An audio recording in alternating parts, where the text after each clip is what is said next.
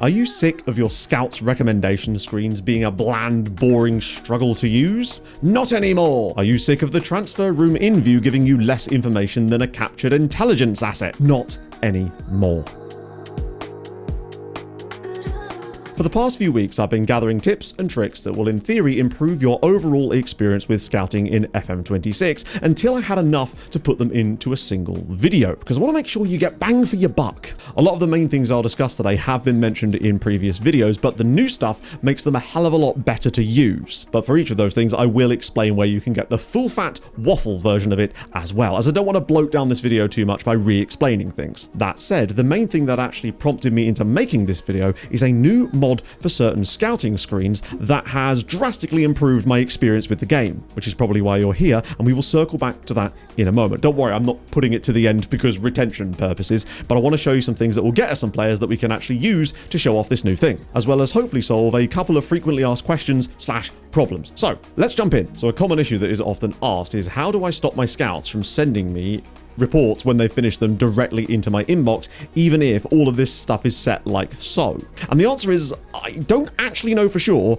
but this does seem to sometimes work, and hey, sometimes it's better than not at all. So in theory, you'll have things set up like this, which essentially means that you're having everything funneled into your recruitment page, which is this, your scouts recommendations. And with it set up like this, you shouldn't be receiving any messages, but I know that some of you still are. And my belief is that there's actually something behind the scenes, especially on this screen here, that's not showing what it's supposed to, and as a result, it's not triggering the right boxes in the back end. So my advice to you, if that does keep happening and your scouts keep sending you actual inbox messages about every single player, is to go into the settings here and then actually turn all the messages on for a moment, then confirm it, and then switch them all back off again. That's the first thing to try. But while you're at it, you might as well go into filters and do the exact same thing down here. Even though these things essentially don't show what they're supposed to as far as I can tell anyway, it's worthwhile doing. And I know for a fact that some of you that have done that have then stopped receiving those messages.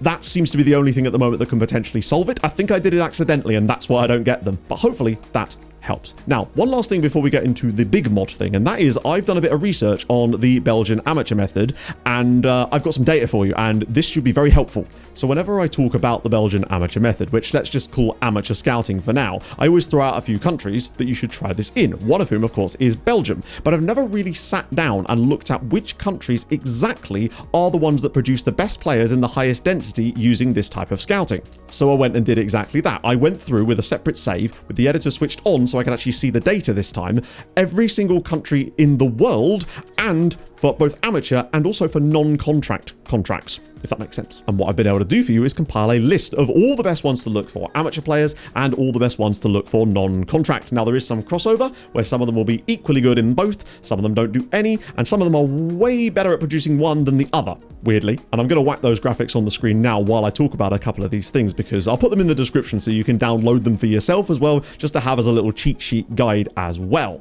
Because while I've often looked at European countries for this, as well as Colombia generally speaking, I hadn't really tried much elsewhere, and found out there is a few secret hidden gems on top of that you can definitely add to your arsenal, if you like. The usual suspects are all there in Europe with Austria and Belgium and Croatia and all that kind of jazz, but I did notice that some of them worked better for the non-contract side of things as well, which you'll also be seeing on screen. Countries like Sweden and Italy had no amateur players, but they had lots of non-contract guys that you can hoover up.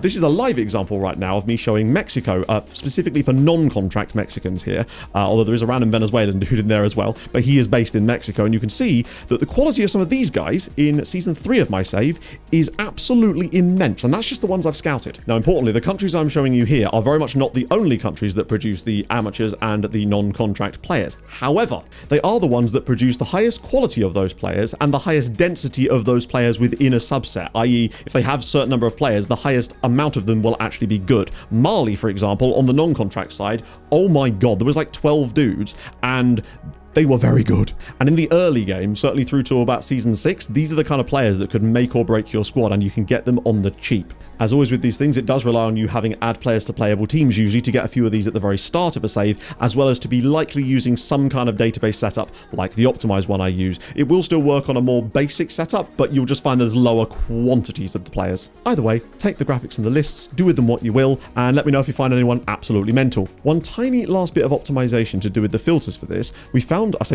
Twitch chat, found an option that will actually let you select amateur and non-contract players at the same time, just to make it a little bit easier. You won't always want to do that, but you can. And the way to do that is to get rid of this entirely. Go to contract, go to general, and then go to contract type. Specifically set that to month to month. And that will encompass both of those types of contract. It might encompass more, we simply don't know, but we know that it gives you these two. And that's just a little bit easier for you. Enjoy. Right then, now that we've actually got some players scouted, it's time to show you the big daddy and the reason I'm making this video. Ultimately, it's a relatively simple mod that has massively increased my enjoyment of actually doing the scouting part of the save, because it makes some of the menus just work that little bit better. The biggest culprit of a lot of this was the scouting recommendations screen, that even the most detailed view just gave you very little, and it was hard to really see a lot on any given screen. The best one I found was scout position, but ultimately that just showed you, their potential ability, a couple of little bits there. Had no idea who they played for, anything to do with their transfer value, the players' ages, basic stuff like that. And any screen that could show that stuff was missing all of the useful things from this screen. And they were not editable. But then along came SAS. You will remember him most likely from his incredible work on two massive skins across the last couple of game cycles, SAS 23 and SAS 24, which I was very much a proponent of on this channel. But like the hero that he is, he heard my pleas and decided to finally step in and save me from the tyranny that is these bloody screens. So here we are in version 1 of the SAS Scouting Mod, which turns this into this. And it is night and day difference. My goodness me. Long story short, it replaces the default scout position view with this new view that is baked into the game now, which adds an enormous amount of new information and functionality to this screen. Crucially, you've got things like the scouting knowledge in there too, the transfer value, the nation of the player's second nationality, any youth international appearances, obviously keeping the ability and potential, world rep, age is finally here, the club they play for, and a smattering of different attributes that I personally thought would be quite useful to know, as they are things that often you'd care about in a lot of players rather than just specific roles. And of course their position. Very important to have that too. But not only does it affect the player recommendation screen, but it also works for the transfer room in screen. And that is massive, albeit in a more condensed version because there's less screen space. But it now adds, again, a lot of that same crucial information to the scout position screen for the scouting inbox transfer in responses. Which, when making that last video about transfer room in, was one of my biggest issues with it, was not being able to see a lot of this on one screen. Well, now you can. There possibly is also an element of you may not see how useful some of this stuff is until you actually use it, and then you'll be like, oh god, I could never go back. Now, currently it isn't editable per se. You just end up with the original one being replaced by this new version of the view that adds all the extra columns in. Now, if a deeper level of customization is something you are interested in, let me know, and I'll maybe talk to SAS about getting him to teach me how to actually customize these views, so I could maybe make a tutorial that shows you how to do it, and thus you'd be able to actually make your own custom ones to then add into the game and have exactly what you want tailored to your needs rather than mine. I tried to think about the player base at large when coming up with these, but I realized that I don't play the game the same way as everybody else. But all of that is very much for another day, maybe after Christmas. So how do you install this absolute delight? Now, first a disclaimer, because this is a little bit more involved than when we used to install skins, but barely, but you are actually editing the game files this time around and swapping things out, so please do so carefully and know that you're doing this at your own risk. Firstly, make sure FM26 isn't actually running. Then navigate to the link in the description. It's a MediaFire link. It'll take you to this folder. Crucially, this is a folder, not a download link, but the stuff within it can be downloaded. Inside the folder, there's some pictures of what's changed. There's also a text guide in case you want to have it written down. It also contains some file folder strings, which could be helpful for you as well. But the bit that you really want is this. So just right click on it and hit download. Save that somewhere that you know you're going to be able to find it. Probably put it on the desktop or somewhere for now, but clean it up later. You don't want a desktop that look like my old PC. At this point, it's a good idea for you to make a separate folder as well that you're going to be storing some stuff in a minute. I just have a folder called FM26 mods, and then I have patch bundles in there, and I have a new folder for each time I do this. So I'd advise you to make something similar to this. Just put the date in or something. Leave the folder blank for now, and make sure you do not put the thing you just downloaded in there. Just keep that separate for now. The next thing you need to find is this folder up here. And this is the crucial one. It's also listed in the text file that SAS provides for you, so you can copy it directly out of there. It's basically where all the bundle files for the game are stored, and it will largely be in the same place, provided you've installed it through Steam and done it the conventional way. If you're using other installers like Epic, then things will be slightly different, but the main thing you want to do is essentially search your system for this file here, UI table views _assets _bundle. That one there. As long as you can find the folder that has that in it, and not the one you just downloaded, that will be fine. That's the folder you want to be in. It'll look a bit like this. Then what you want to do is you want to make sure that you copy this and then dump that file into the folder that you just created to keep a safe version of the original file. You could argue this is overkill, but I like to be safe. Then go and grab the version that we downloaded from SAS, copy that, and then put it into this folder. The game will ask you to replace or whatever the one that's already here. Click yes, that's absolutely fine. It will now do that. So now you should have the modded version in this folder and the original version saved somewhere else on your PC. And then that's literally it. Start FM26 up and it should just start using that without any issues whatsoever. You'll also note that I had FM26 running the entire time. It's because I wasn't actively doing the thing, but make sure you have it switched off when you do this. As a side note, I'm trying to hit 70,000 subs on YouTube by Christmas, and we're very nearly there, honestly. So if this video has been useful to you and you'd like more stuff like this, consider subscribing. I really would appreciate it. Merry Christmas. And if you do find that something doesn't work for whatever reason, you can just revert back by dumping the one that you saved here back into the original and overwriting it so it goes back to normal. One last thing to note is that if the patch comes out for the game, there is a very strong likelihood that it will overwrite that file. So it might be worth actually keeping some of the downloaded ones somewhere else, or just you can go re-download it. Point being, you might have to update it from time to time, but that's really the same with any of these mods. So lastly, to a few updates for some of the existing scouting methods that I already recommend highly that make them much to a lot better. Firstly, team report scouting is finally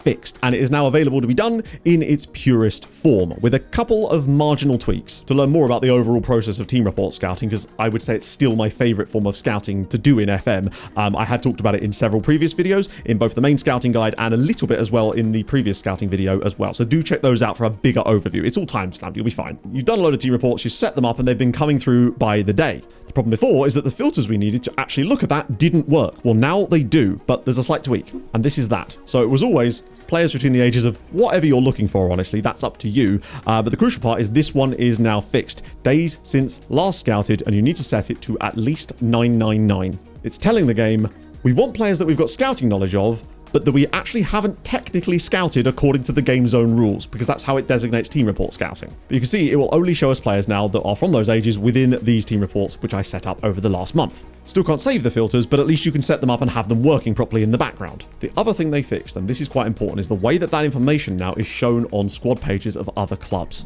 So if I just find a random team report like this one here, I go into their squad page and you can see that despite the fact that we know this information on these players, it shows as ability and potential as unknown, and it has done since release. But if you go to general info, suddenly that information is there. So on the latest version of the game, these columns have been fixed, sort of.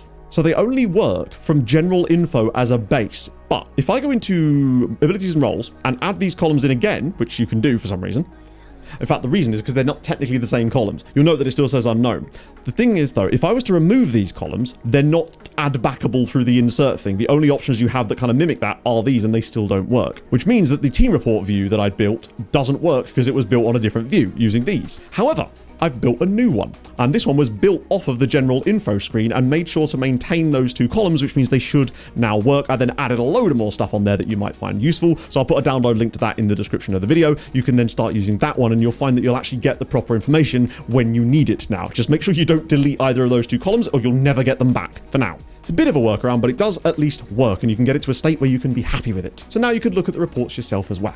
Right, to transfer room in, because when I made that video not 2 weeks ago, basically a couple of days later, there was a patch, and it completely changed the way that transfer room in worked. Brilliant, cheers. That being said, I think actually the new version is better, but you need to understand how it works again. For more info on what the transfer room actually does and how you can use it to find wonder kids galore, I made a video about that. Not going to go into that now though. This is more just about process. So as you can see, I've set up 8 transfer room in requirements, the usual sort of stuff, just a future prospect for 8 random positions in the team. Now what would happen before is you'd progress a couple of days and bang, you've got loads of reviews, loads of stuff and responses, and that's all good. Except that doesn't happen anymore. At first we thought it took about 2 weeks for them to fully populate, but actually that isn't exactly what happens. As you're seeing on screen right now, I'm showing you a daily snapshot every single day as we go through as this thing slowly populates. And what actually happens is as every single day, a new player is added to each of the requirements. It seems to be, without fail, a new player, 1 per day, until it runs out of players. Then that one just stops, and the others keep going until eventually they all run out. Some of them take longer, some of them take less time. That's how it works. But the crucial thing is, the moment that the number of responses doesn't change from one day to the next, that's when you know it's officially finished bringing through all the players it's going to bring you through.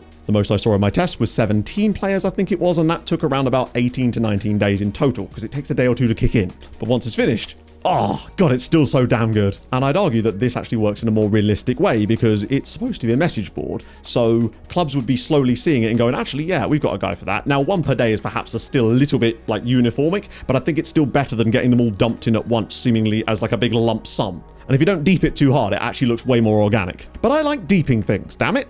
couple of other things that I found out upon doing that last one around is that I think you have to make sure you've got a director of football or a chief scout, someone assigned to do this stuff, because otherwise it won't work. You basically need a dude here to do this part, or a dude here to do this part. And lastly, I think there was some confusion. As far as I'm aware, this does not use your scouting budget because technically these players are not scouted yet. You essentially get the minimal knowledge thing, which is almost the equivalent of a team report scout from what I can tell. And in theory, they should all be within your scouting range anyway, so that should not cost you extra cash, as far as I can tell. This should scale at whatever level you're at, but just be careful anyway. I did test it and it seemed to be fine. So there you have it, a little update on that. Now you know how it works properly. One last thing, and that is recruitment focuses, because ultimately, recruitment focuses I still don't particularly like that much, as I find them very ineffective, but they can be useful for finding young players sometimes if you ignore the results and just look at the in progress, but you know all that before. But if you want a shoestring budget, it's not always easy because it will just go, hey, you've got £1 million available. These all players cost £1 million. It's like, cheers, but I actually wanted more than one, and that means that every now and then, setting up one of these could maybe potentially help you. I'll show you what it is. It's just called Freebies. It's basically the same exact thing, but with a slight tweak. I'm just going to edit this one to show you how it works, but you'll want to create a new one, leave all this stuff blank, set this stuff up the exact same you would do with any of the other ones we've done with the 15 to 18 or whatever you like. Make sure this isn't ticked, but then go to further details and then just set a condition of transfer value is at most 0. And it will actually find you some players who are free and potentially meet these requirements. Now, depending on the level that you're at, it will be hit or miss whether the players are any good or not, but I did find some relatively interesting players early on in my Visma save doing exactly this. And this guy here, even with this save 10 years in the future, could be okay. Now, you notice he's not free anymore. I assume the reason for that is because we're too late on him and he has just moved clubs.